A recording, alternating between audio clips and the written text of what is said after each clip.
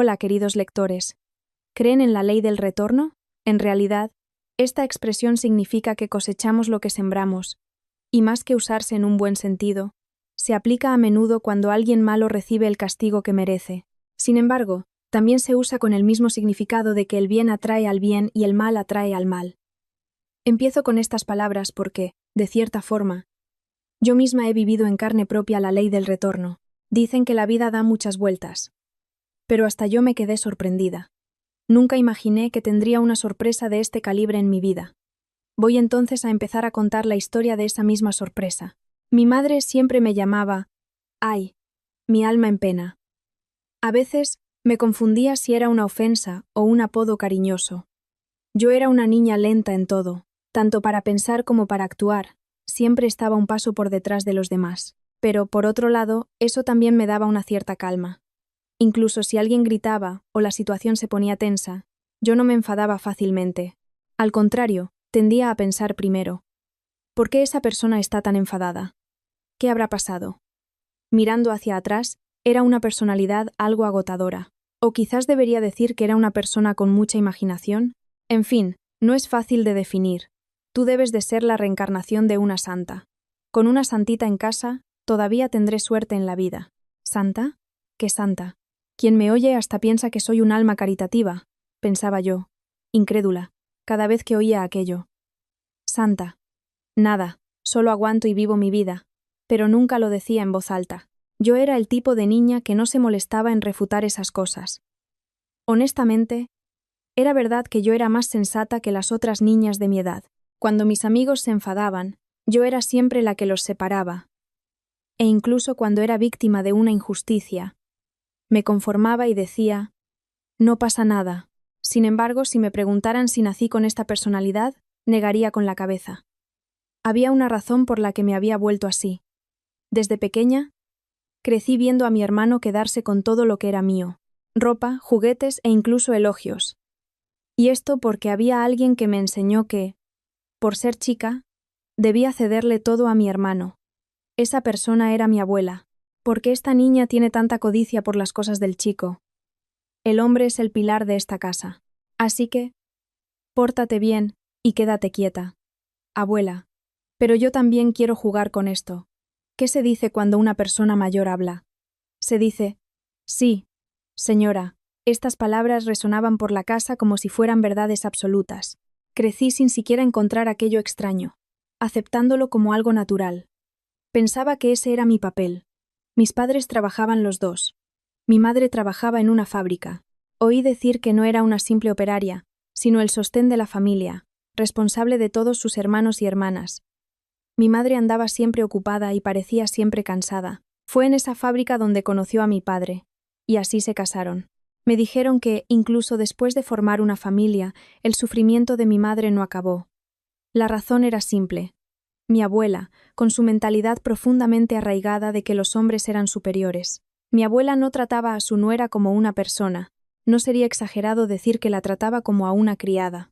Es natural que la nuera haga las tareas de la casa. ¿Dónde se ha visto que una mujer ponga su trabajo en primer lugar? Para las personas que vivieron en aquella época, quizás eso fuera normal. Quizás atormentar a la nuera fuera el pan de cada día. Especialmente para mi abuela, debía de ser aún más así. He criado a mi hijo con tanto sacrificio para que me traiga a una obrera de fábrica, y la siente aquí como nuera. Este pensamiento parecía estar firmemente arraigado en su mente. La primera persona en desafiar a esa abuela fue mi madre, y yo creo que eso es extraordinario. Me dijeron que mi madre no se dejó intimidar por la abuela. Le habló de forma asertiva.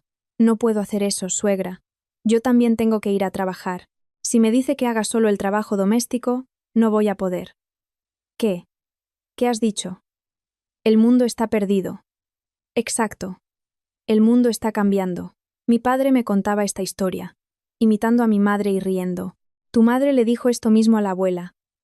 Entonces, suegra, ¿quiere ir usted a ganar dinero? ¿Mamá dijo eso? Vaya. La abuela daba mucho miedo. La abuela se metió en la cama al instante, con un pañuelo atado a la cabeza. Cuando oí esto, no sabía si reír o no. Parecía una historia divertida, pero podía imaginar el enorme coraje que mi madre tuvo que reunir para decir aquellas palabras. En aquella casa, en aquella época, No debía de ser nada fácil que una nuera le hablara así a su suegra. Mi abuela era el tipo de persona que consideraba una falta de respeto que la nuera la mirara directamente a los ojos. Era de las que exigía que se mirara al suelo, que las respuestas fueran cortas y que ni se soñara con responderle. Pero, ante una abuela así, mi madre la miró a los ojos y habló. Imaginen el asombro. Dijeron que, en el momento en que escuchó la propuesta de ir a ganar dinero, la cara de mi abuela se quedó rígida. La abuela era una persona que había pasado la vida entera subyugando a su nuera, y debía de ser la primera vez que una nuera la confrontaba de esa manera. Sin embargo, la abuela no tenía cómo salir de casa a ganar dinero. Ese hecho debió de ser el más decisivo. Por eso, por primera vez, se rindió completamente a su nuera y retrocedió. Está bien. Ve tú a ganar dinero. Yo me quedo cuidando de los críos. Y así, mi abuela empezó a criar a sus nietos, a mi hermano y a mí. No sé si fue a regañadientes o una elección hecha tragándose el orgullo, pero la situación se desarrolló de esa forma. Mi madre estaba realmente muy ocupada. Decir que estaba ocupada no es suficiente para describir la situación. Ella trabajaba con la mentalidad de que, si ascendía a un cargo superior al de mi padre, la familia de él no podría menospreciarla. Sin embargo, con el paso de los años, sintió una barrera extraña. Aunque trabajara tanto o más que los demás, los ascensos siempre iban primero para los hombres. Decía que sentía que era muy injusto.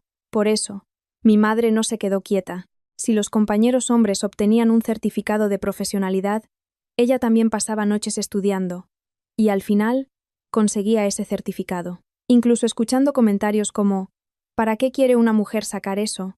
Ella no les hacía caso. Cuando fue nuevamente pasada por alto en un ascenso, tampoco lo dejó pasar. Fue al sindicato de la empresa y exigió explicaciones. Cuestionó punto por punto por qué había sido excluida de la lista de ascensos, y fue eliminando una a una las condiciones injustas. Al oír estas historias, sentí que me faltaba el aire. Ahora, consigo entender un poco mejor lo difícil que era para una mujer, en aquella época y en aquel ambiente, hablar de esa manera. Mientras mi madre se dedicaba en cuerpo y alma al trabajo, mi hermano y yo fuimos criados por mi abuela, viviendo en la misma casa. Mirando hacia atrás, siento que la abuela me hacía pagar la frustración que sentía hacia mi madre. Su tono de voz y su mirada siempre estaban afilados cuando se dirigían a mí. Una mujer tiene que ser recatada. Tiene que ser discreta. ¿Dónde se ha visto levantar la voz? No puedes responder a lo que yo digo. A la gallina que canta como gallo, hay que cortarle el pescuezo. Si una mujer llora o se impone, la casa se viene abajo. Pero yo también me siento agraviada. ¿Agraviada? Una mujer tiene que saber dar todo lo suyo. Por eso, yo creía que ni siquiera podía llorar. Incluso cuando las lágrimas asomaban, me las tragaba y aguantaba. Creía que quedarme en silencio era ser buena, que no hablar era lo correcto. Así fue como aprendí. Pensando ahora, la razón por la que me convertí en una persona tan calmada, que aguanta e intenta comprender a los otros primero, no fue solo por haber nacido así. Fue un modo de vida que adquirí naturalmente al ser criada por mi abuela, y quizás una forma de supervivencia de una niña que no tenía otra opción. Desde la comida en el plato hasta la ropa que vestía, era discriminada en todo. Eso era un hecho que no podía esconder ni negar. Siempre que la abuela tenía algo de dinero para los gastos, se ocupaba primero de mi hermano. El chico tiene que vestir cosas nuevas. Le compraba ropa nueva, mochilas nuevas. Los días en que él estrenaba unas zapatillas relucientes, yo sentía cómo mis propios hombros se encogían. En cambio, a mí me daba ropa que decía haber venido de mis primas, pero, si mirabas con atención, a veces tenía agujeros. Había también ropa que apenas se sostenía, con las costuras deshechas. Yo no era capaz de decir que no me gustaba esa ropa. En realidad, la detestaba. Cuando iba al colegio con esa ropa, sentía las miradas de mis compañeros y me encogía entera. Aún así me la ponía. Salir con ropa rota era mucho menos penoso que enfrentarme a la abuela y llevarme una regañina.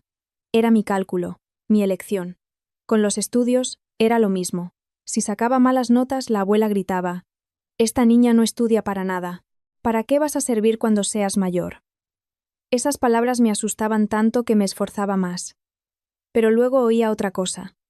«Esta niña estudia tanto para hacer que su hermano se sienta inferior. ¿Lo hace a propósito? Cada vez».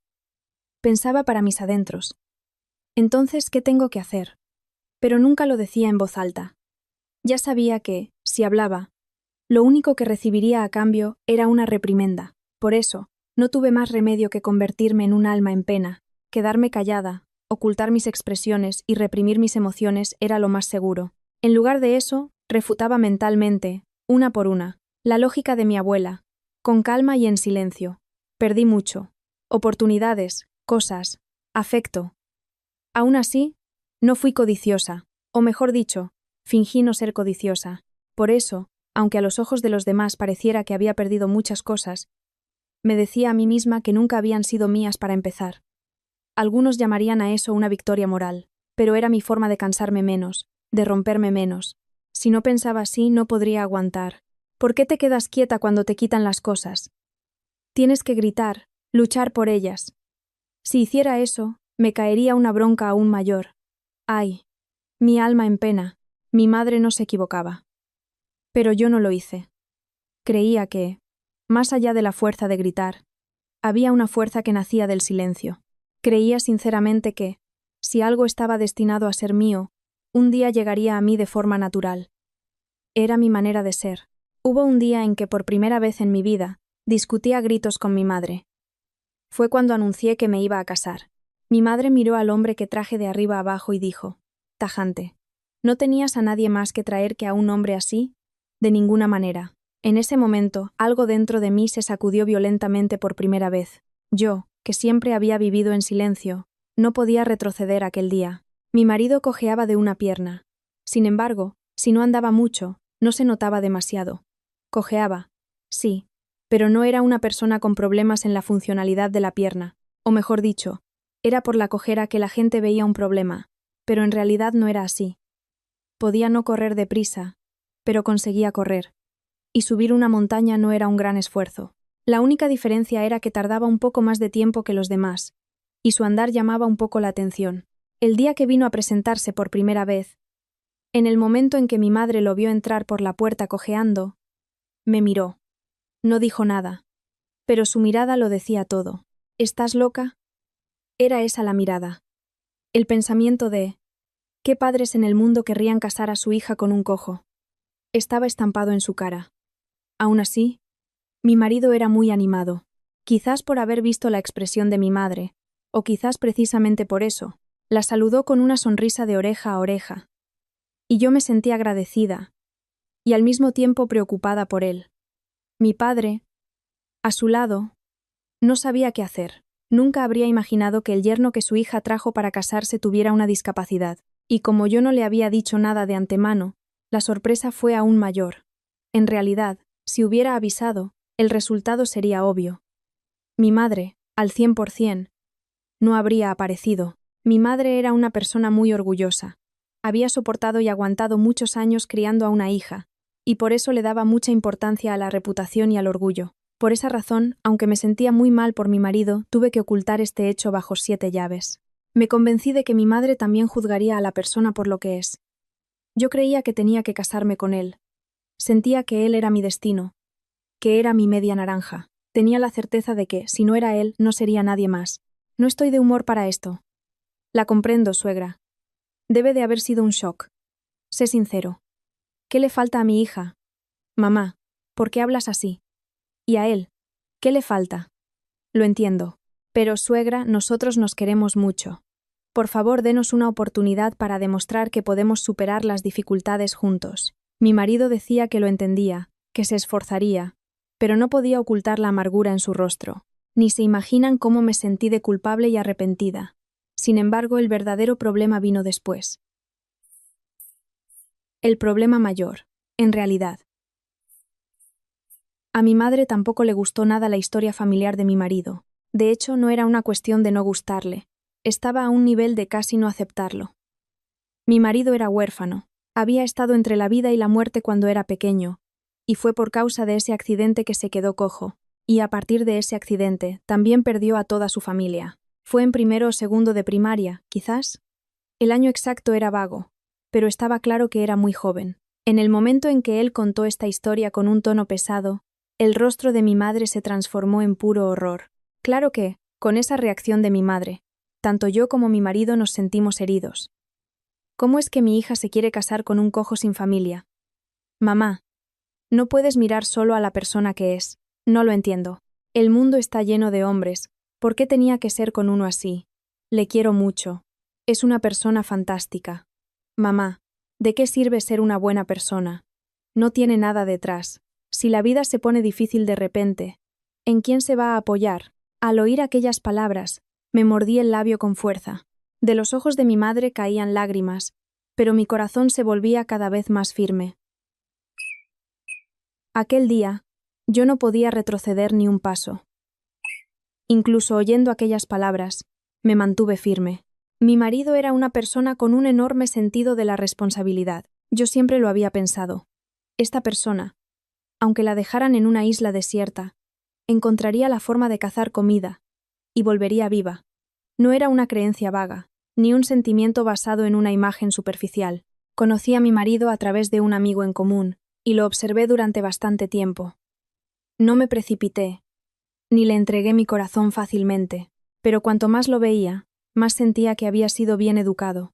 Su manera de hablar, su actitud, la forma en que trataba a los demás. Al principio, ni siquiera sabía que era huérfano. Era una persona que no mostraba sus carencias, pero mi madre se opuso hasta el final. Si de verdad quieren casarse, cásense sin mí. No voy a la boda, ni aunque me maten. El día de la boda de su hija, la madre tiene que estar allí para dar lustre a la fiesta. ¿Cómo puedo entregar a mi hija a un tipo así? Ay, mi alma en pena. Incluso oyendo estas palabras no lloré. Sentí que si lloraba me debilitaría. Al final, el día de la boda llegó, y mi madre entró en la iglesia casi arrastrada por mi padre. En el momento en que la vi sentada en un rincón, el corazón se me encogió. Aún así, me consolé pensando que debía estar agradecida solo por el hecho de que hubiera venido. Después de la ceremonia me acerqué a mi madre y le dije: «Te prometo que viviendo con este hombre no tendré días de dolor ni de dificultad. Te lo prometo». En aquel entonces no sabía bien cuán imprudente era esa promesa, pero en ese momento era sincera. Esto sucedió cuando yo tenía 32 años, y era mi resolución a los 30. La gente a mi alrededor, los compañeros de trabajo, después de ver a mi marido en la boda, no me dijeron nada abiertamente, pero yo lo sabía. Sabía lo que todos estaban pensando. Lo sentía en una mirada, en una vacilación al final de una frase. Debieron de pensar: ¿por qué se casó con un cojo? ¿Sería por eso? Empecé a cuidar aún más a mi marido. Sentía que tenía que demostrar que vivíamos bien, que éramos una pareja sólida. Enderezaba los hombros sin motivo, reía más alto a propósito. Miren, estamos bien.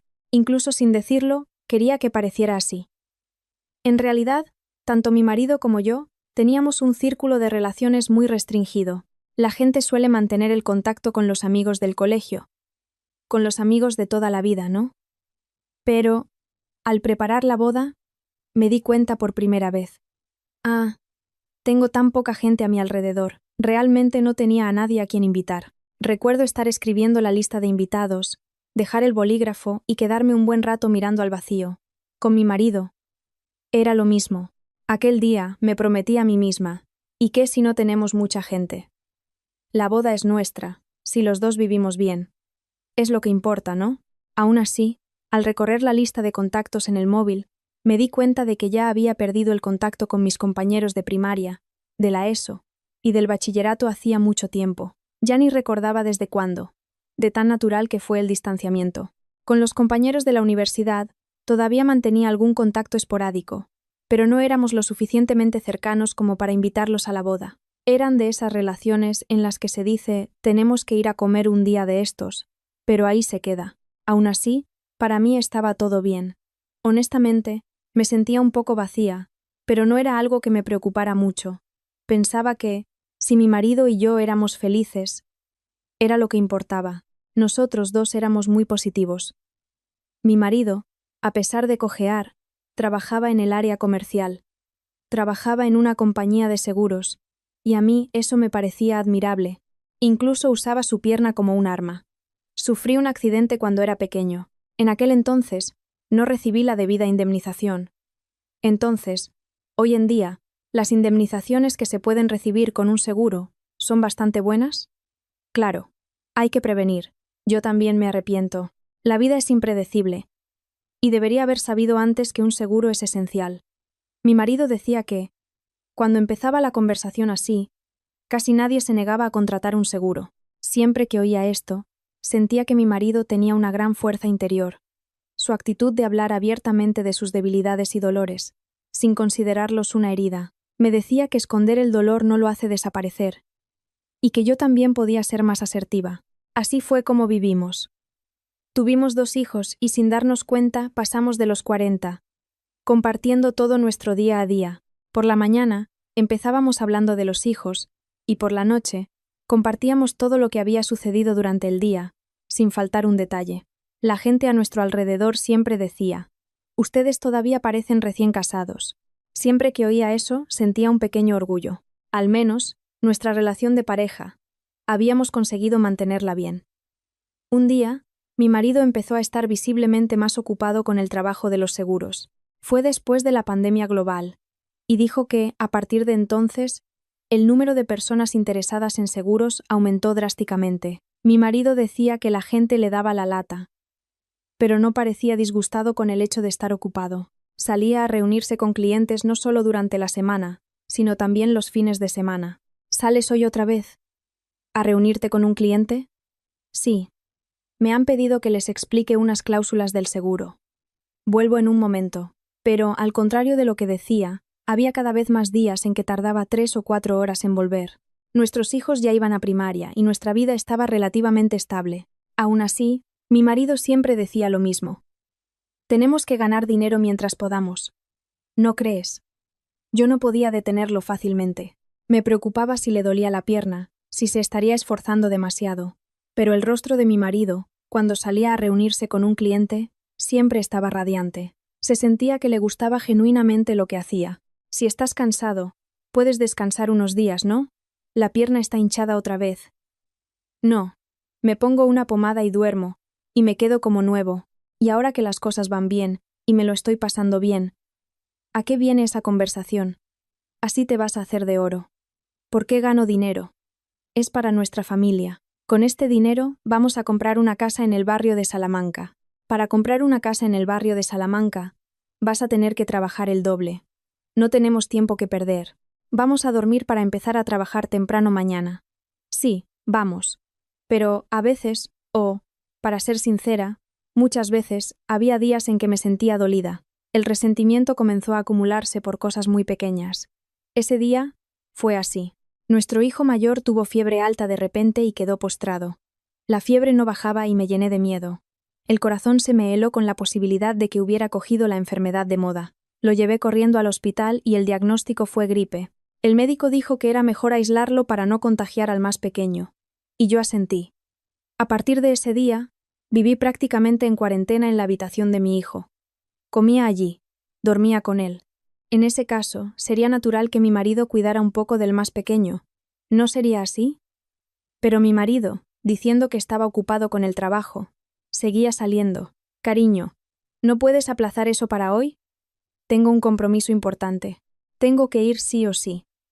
El más pequeño todavía era muy pequeño para quedarse solo, y al final, fui yo quien tuvo que andar corriendo entre la habitación del mayor y el salón para cuidarlo. El resultado, claro, fue obvio. Yo, el más pequeño y el mayor, los 3, cogimos la gripe. El cuerpo me dolía, la cabeza no funcionaba. Estaba en un estado en el que apenas podía respirar. Sabía que mi marido estaba trabajando, pero estaba tan agotada que lo llamé por teléfono. Creo que también tengo gripe. Me duele muchísimo el cuerpo. No puedes pedir que te traigan caldo de pollo a casa. Me estás pidiendo que vaya a comprar ahora. No puedo ir de la cama a la puerta de casa. No me puedo mover. No puedo, cariño. Esta semana es muy importante, y estoy muy ocupado, no puedo coger la gripe. Hoy voy a dormir en una pensión y trabajaré desde allí. ¿Qué? ¿Entonces estás diciendo que, conmigo enferma, tengo que cuidar de los 2 críos? Yo soy el que tiene que salir a ganar dinero. Tengo que reunirme con gente para vender seguros. ¿Crees que puedo coger la gripe? Intenta comprender. Comprender. Aquella palabra me sonó tan fría ese día. Creo que fue a partir de ahí. El sentimiento de agravio hacia mi marido comenzó a instalarse claramente. Sin amigos cerca, con la familia lejos, yo vivía contando solo con mi marido. Pero sentí que hasta él no estaba siendo mi amigo. La tristeza que sentí fue inmensa. Un día, mi marido llamó para decir que llegaba tarde otra vez, y yo pasé el tiempo en casa mirando el móvil. De repente, un anuncio en la pantalla me llamó la atención. Lanzamiento de una aplicación para encontrar antiguos compañeros. Por un momento me reí. A esta edad, ¿qué compañeros? Aun pensando así, como estaba aburrida, acabé por hacer clic en instalar. Me registré e introduje mi fecha de nacimiento. Luego, escribí el nombre de mi colegio de primaria. El mundo de hoy es realmente fascinante. No solo la primaria, sino también la ESO y el bachillerato se podían introducir. Así que, introduje todos los colegios. La pantalla cambió y se activó una especie de comunidad. Aparecieron los nombres de los colegios a los que asistí y un foro. Me quedé maravillada. Sentí hasta un cosquilleo en el estómago. Por curiosidad, hice clic en el foro del colegio de primaria, y al leer lo que estaba escrito, me quedé pasmada por un momento. Antiguos alumnos de 6 grado B del Colegio Público San Isidro, encuentro anual. ¿Hacían encuentros todos los años? Yo ni siquiera sabía que eso existía. Me quedé mirando aquella publicación durante un buen rato, y sin darme cuenta mis manos se movieron. Pensé, ¿se acordará de mí algún amigo? Y así, dejé un pequeño mensaje. No tenía grandes expectativas. Fue solo por probar. Pero, momentos después, empezaron a llegar notificaciones. Empezaron a aparecer comentarios. Uno tras otro. En ese momento sentí una extraña opresión en el corazón. Parecía que los recuerdos que había olvidado estaban volviendo lentamente a la vida. Tú eras muy tranquila y madura. No, quien me abordó fue nada más y nada menos que el delegado de nuestra clase. En el momento en que vi aquel comentario al otro lado de la pantalla, sonreí. Respondí rápidamente. Sí, soy yo. Gracias por acordarte. Mi amigo continuó la conversación, pareciendo genuinamente sorprendido. Decía que mi forma de hablar seguía siendo la misma, que era increíble. Él enumeró los nombres de los compañeros, y yo incluso fui a buscar el anuario. Saqué una foto y se la envié, señalando uno por uno, y sin darme cuenta, no paraba de sonreír. Mientras conversábamos por comentarios y mensajes, extrañamente, la ausencia de mi marido no se hizo sentir tanto. Hasta entonces, yo estaba siempre sola en casa, y la mayor parte de mis conversaciones eran solo con mi marido, pero al hablar con varias personas después de tanto tiempo, sentí un alivio. ¿No hay ningún encuentro o algo así? Últimamente, lo que no me falta es tiempo. Sí que hay. Precisamente, la próxima semana tenemos el encuentro anual de nuestra promoción. Tienes que venir. Vamos a ponernos al día. ¿En serio? Dime la hora y el lugar. Voy de cabeza. Te juro que voy. Y así. Pasó una semana. Avisé a mi marido con antelación. Le dije que la semana siguiente tenía un encuentro de antiguos compañeros de primaria, y que, ese día, no hiciera ningún compromiso de trabajo y se quedara en casa cuidando de los niños. Mi marido dijo que sí, respondió claramente. Sin embargo, en la víspera del encuentro, cambió de opinión. Dijo que tenía un compromiso con un cliente el día del encuentro. Me dijo, de una forma tan displicente, que aplazara o cancelara mi compromiso, y por un momento me enfurecí. Un sentimiento extraño, difícil de explicar, que se había ido acumulando. Explotó.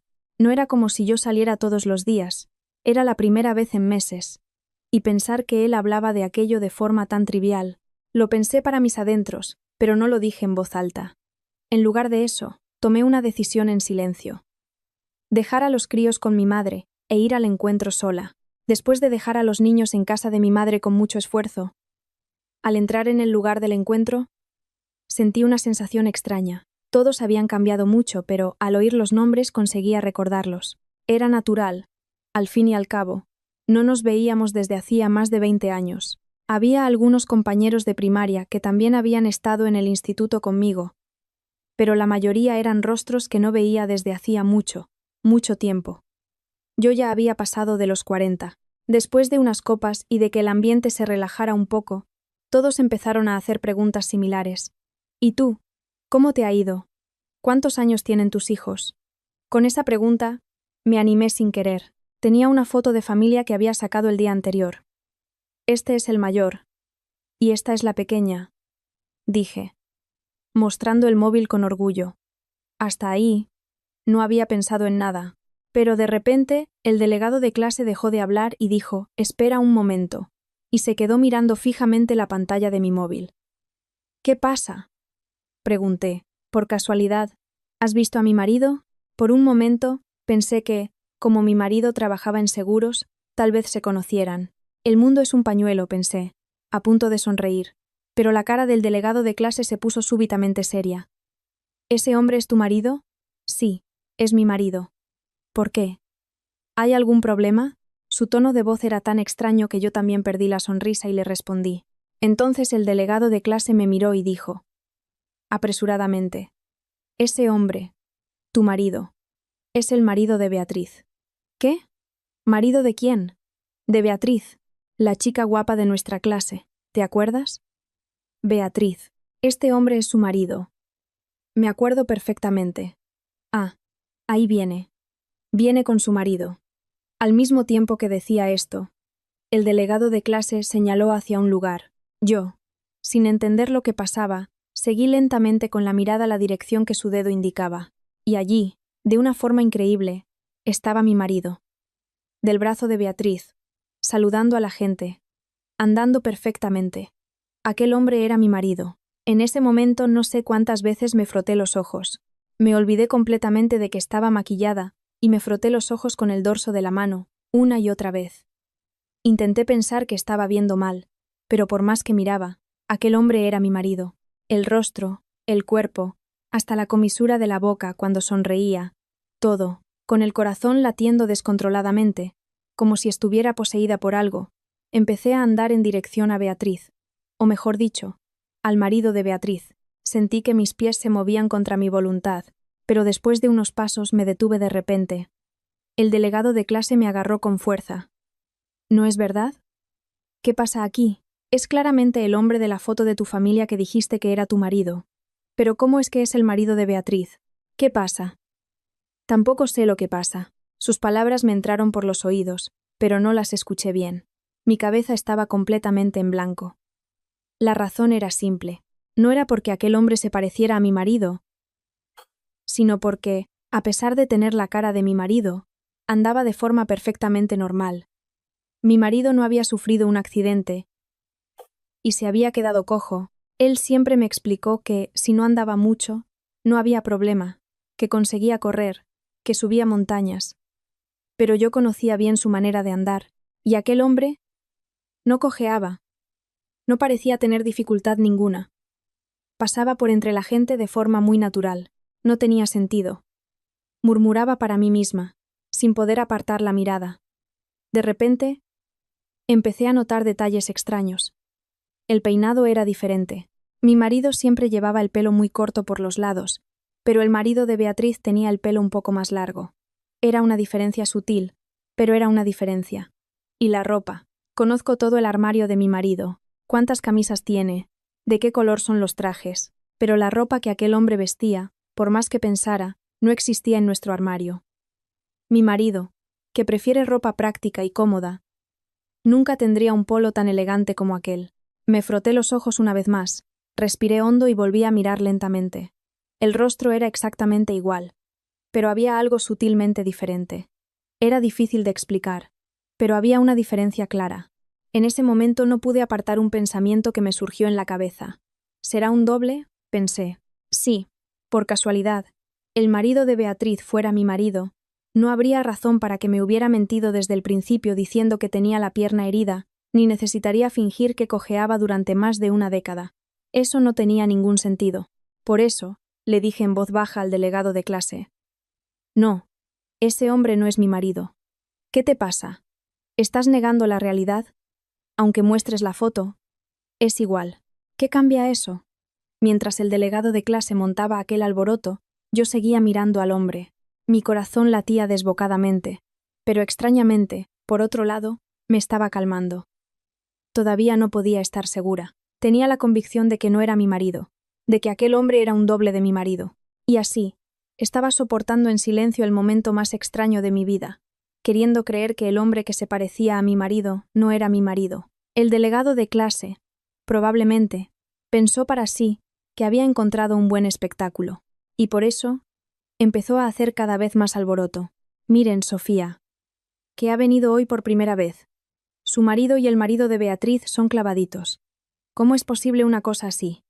¿Qué estás diciendo? El marido de Beatriz es el marido de Sofía. ¿Se parecen o son iguales? La gente empezó a girar la cabeza en nuestra dirección. Y con razón.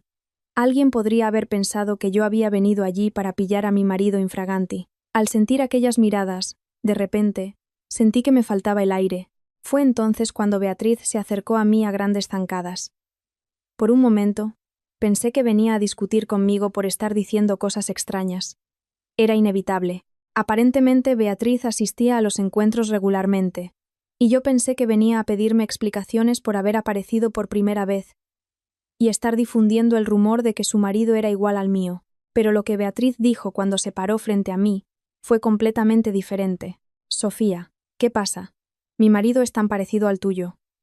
La voz de Beatriz no era de ira, sino de desconcierto.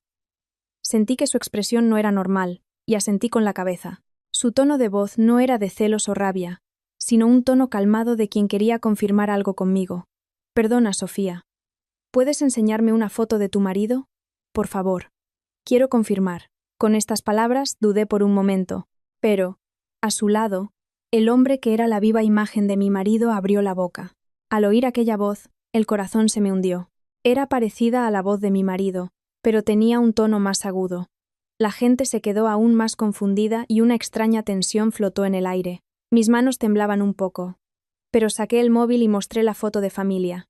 En el momento en que vio la foto, el rostro del marido de Beatriz cambió por completo.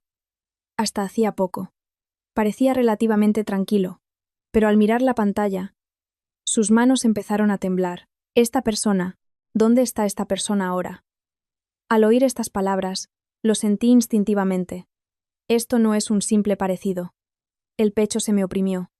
Sentí claramente que algo muy serio estaba pasando, porque había una historia que había oído vagamente de mi marido hacía mucho tiempo. En su momento, no le di mucha importancia. Lo dejé pasar, pero ese recuerdo de repente se volvió nítido en mi cabeza. Llamé inmediatamente a mi marido. El teléfono sonó unas cuantas veces, y mi marido respondió con una voz alegre. Hola, cariño. Acabo de salir de una reunión con un cliente. He cerrado un contrato muy importante. ¿Todavía estás en el encuentro? Si no has cenado, ¿quieres ir a comer algo bueno conmigo? Cariño, creo que no es momento para eso. ¿Puedes venir aquí ahora mismo? Tu voz suena rara. ¿Qué pasa? Voy para allá. Debería tardar unos 30 minutos. Después de colgar el teléfono, sentí que las piernas me flaqueaban un poco. Yo, Beatriz y su marido nos mirábamos unos a otros en silencio. Los tres con los rostros serios. El ambiente parecía tan grave que los otros compañeros también dejaron las bromas y se quedaron en silencio. Se oía un murmullo, pero nadie se atrevía a preguntar nada. Todos parecían estar pensando lo mismo. Y nosotros estábamos esperando a mi marido, que aparecería allí en 30 minutos. Nos dimos cuenta de que solo cuando mi marido llegara, se aclararía todo. Fue en ese momento. La puerta del salón del encuentro se abrió y mi marido entró, cojeando. Cariño, ¿qué pasa? Dios mío, ¿qué es esto? Antes incluso de que terminara de hablar, el salón se quedó helado. Como por arte de magia, todos, con caras de asombro, no podían cerrar la boca. Porque el marido de Beatriz y mi marido eran tan parecidos como dos gotas de agua. Las facciones, la forma de los ojos, las finas arrugas que se formaban al sonreír. Todo era tan igual que parecía irreal. Mi marido, sin entender nada de la situación, miraba a la gente con una expresión vacía. Fue entonces. El marido de Beatriz gritó de repente y corrió hacia mi marido. Martín. Con ese grito, el marido de Beatriz abrazó a mi marido con fuerza. Con toda la fuerza que tenía, como si no pudiera perderlo. Mi marido, sin entender nada, se dejó abrazar y de repente, de sus ojos, empezaron a caer lágrimas. Aún antes de que mi marido preguntara, con una voz perpleja, ¿qué pasaba? El marido de Beatriz comenzó a llorar convulsivamente. Al ver aquella escena, también yo, sin motivo, empecé a llorar. No entendía nada, no tenía ninguna explicación, pero el corazón me dolía como si fuera a explotar. No sabía qué estaba pasando, pero las lágrimas no paraban de correr. Después de un largo abrazo llorando, el marido de Beatriz agarró el rostro de mi marido y gritó: «Maldito seas! Martín, idiota. Soy yo, tu hermano, Eduardo. ¿Qué? ¿Qué quiere decir con «tengo un hermano»? Mi marido, viendo a un hombre igual a él frente a su cara diciendo que era su hermano, Tenía una expresión de no entender nada. Más que encontrar a su hermano, parecía más sorprendido por el rostro del hombre que tenía delante. Eran idénticos. Pero, con la frase de mi marido, ¿qué hermano?, el rostro del marido de Beatriz se quedó blanco. Una expresión llena de incredulidad porque no se acordara. Fue entonces cuando conseguí hablar. Mi voz temblaba, pero intenté hablar de la forma más calmada posible. Mi marido sufrió un accidente grave de niño y se hizo daño en la pierna. No recuerda qué accidente fue, perdió todos los recuerdos anteriores a ese accidente. Fue rescatado y llevado a un orfanato, pero como no tenía memoria, no pudo encontrar a su familia y creció en el orfanato. Dios mío, ¿cómo es posible? Nuestros padres te buscaron tanto, Martín. ¿Padres? Sí, Martín. Pensamos que te habíamos perdido en aquel accidente. Pensamos que habías muerto. Hasta hicimos un certificado de defunción, y todos los años rezamos por ti. Al oír aquellas palabras, sentí que todas las piezas del rompecabezas encajaban. Ah, era por eso. La razón por la que estas personas, al ver la foto de mi marido, pidieron encontrarlo inmediatamente. Mi marido tenía un hermano gemelo, el marido de Beatriz, o mejor dicho, mi cuñado, con la voz temblorosa, contó la historia de aquel día. Cuando mi marido tenía 9 años, la familia se fue de vacaciones de verano a los picos de Europa. En aquella época, era común acampar junto a un arroyo en la montaña y cocinar. En verano todo el mundo hacía eso. Pero, aquella noche, empezó a llover torrencialmente de repente. De madrugada, se despertaron con el extraño ruido del agua y vieron que el arroyo había crecido en un instante. Estaban recogiendo la tienda a toda prisa para irse cuando un desprendimiento de tierra sepultó la tienda. La gente cayó al agua, fue el caos, y en medio de todo, solo mi marido fue arrastrado por el lodo y cayó al arroyo. Mientras escuchaba esta historia, apenas podía respirar. Parecía que todo el tiempo que mi marido había vivido se conectaba con aquella escena. Aquel día, el encuentro de antiguos compañeros dejó de ser un lugar de risas y conversaciones. El tiempo de una familia, que había sido interrumpido por más de 30 años, recomenzaba a correr allí. Cuando llegaron los equipos de rescate, ya no había rastro de mi marido. El agua del arroyo estaba muy alta, y el lugar del desprendimiento estaba completamente destruido, haciendo casi imposible encontrar a un niño. Como fue hace mucho tiempo, la persona del pueblo que encontró a mi marido flotando inconsciente en el agua no supo qué hacer. Mi marido me había contado que la persona que lo llevó al orfanato dijo que lo había salvado de ahogarse. La persona que lo encontró, en lugar de pensar en llevarlo a la policía, lo llevó a su casa y esperó a que despertara. Como el niño respiraba, pensó que podía salvarlo, pero cuando mi marido despertó, ya había perdido todos sus recuerdos y la pierna estaba gravemente herida e infectada. En aquella época, no había sistemas informáticos como hoy. Se usaba una cartilla de la Seguridad Social de papel, y al final, mi marido fue tratado con la cartilla del hijo de la persona que lo salvó. Al oír esta historia, sentí una opresión en el pecho. Al pensar en aquel niño pequeño, tumbado en un hospital con el nombre de otra persona, sin saber de quién era hijo. Después del tratamiento, no había nadie que pudiera quedarse con mi marido. Al final, solo había una opción, y mi marido fue enviado a un orfanato. A partir de ahí, mi marido empezó a vivir en el orfanato. Mientras tanto, la familia de mi marido, sin poder encontrar el cuerpo, no se rindió y esperó durante mucho tiempo, con la esperanza de que volviera vivo, de que apareciera de algún lado, pero no hubo noticias y al final fue dado por desaparecido y con el tiempo por muerto. Al oír esto, mi marido se derrumbó. Llorando convulsivamente, dijo: Yo ni siquiera sabía que tenía familia, no tenía recuerdos. Pensé que había crecido en un orfanato desde que nací. No, Martín. Nuestros padres todavía te esperan. Si no, ¿por qué rezarían por ti todos los años, incluso sabiendo que estabas muerto, con la esperanza de que estuvieras vivo? Aquellas palabras eran tan tristes que no pude evitar llorar a su lado. Beatriz también, llorando, miró a mi marido y dijo: Cuñado, vamos a casa ahora. Tenemos que ir a saludar a mis suegros primero. Mi marido no dijo nada, pero su mirada ya decía que quería ir. A pesar de estar tan confundido, su rostro mostraba que quería aferrarse a algo. Dudé por un momento y luego asentí. En el momento en que las palabras "vamos juntos" salieron de mi boca, mi marido me abrazó y lloró convulsivamente. Y así, Partimos juntos. Y me quedé verdaderamente sorprendida.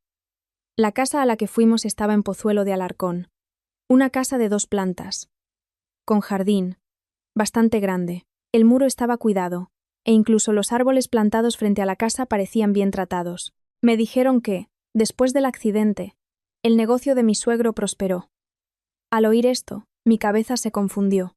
Mi marido, durante todo ese tiempo, vivió en un orfanato, considerándose un despojo, y si hubiera vivido en esta casa, su pierna habría sido tratada debidamente.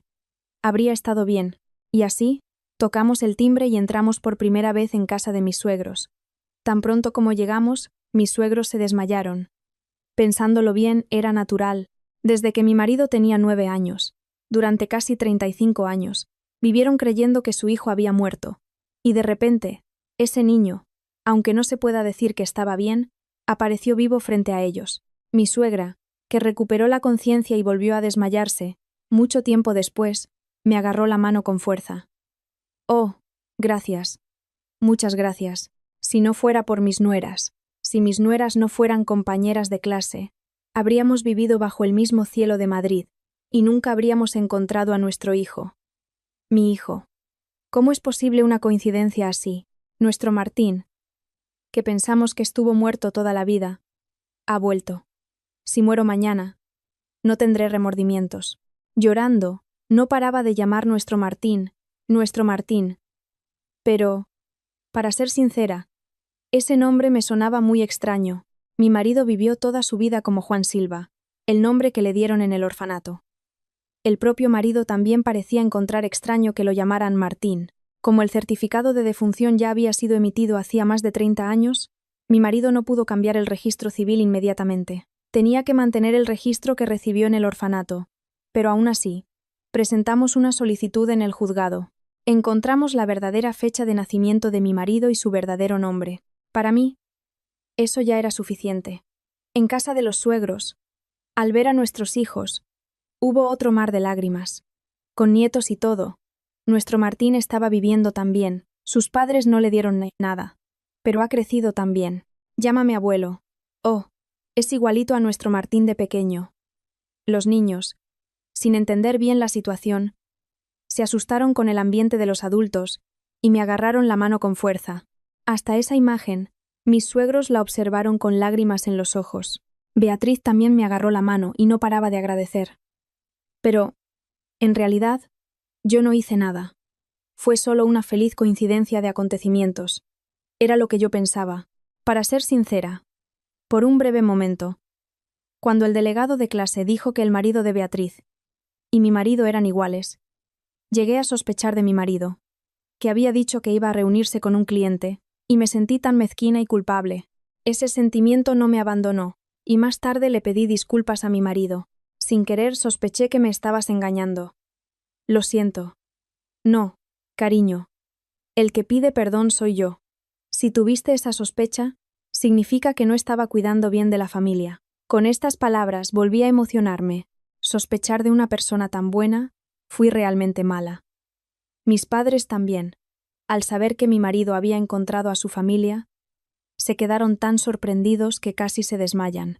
Y cuando supieron que la familia era dueña de una mediana empresa, mi madre, recordando cómo había maltratado al yerno, empezó a ser más cautelosa. Todavía recuerdo el día en que mis suegros y mis padres se sentaron a la misma mesa para una comida por primera vez. Mi madre, siempre tan imponente y arrogante, aquel día no dijo una palabra, y comió en silencio.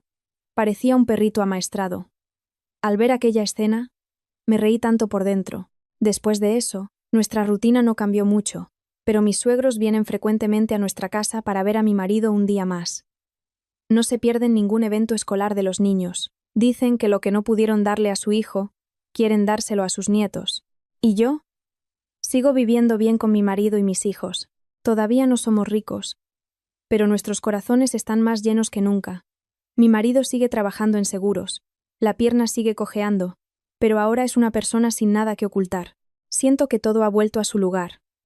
Como si, después de muchas vueltas, hubiéramos llegado finalmente a donde debíamos estar. Estoy segura. Mi marido y yo viviremos felices para siempre,